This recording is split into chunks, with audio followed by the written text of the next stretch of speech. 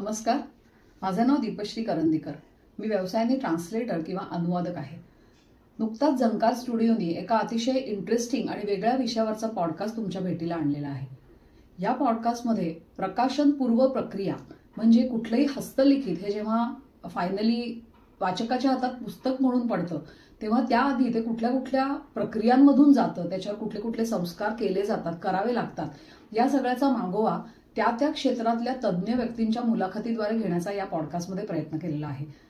या पॉडकास्टच्याच एका भागामध्ये मी तुमच्याशी गप्पा मारायला येणार आहे.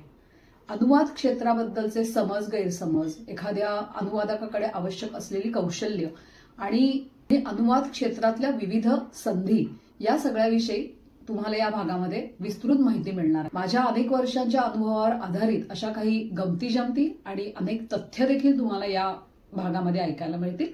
तर पाहायला विसरू नका झंकार स्टुडिओचा प्रकाशनपूर्व प्रक्रियांविषयीचा पॉडकास्ट आणि त्यातील माझी म्हणजे दीपश्री करंदीकर यांची मुलाखत. धन्यवाद.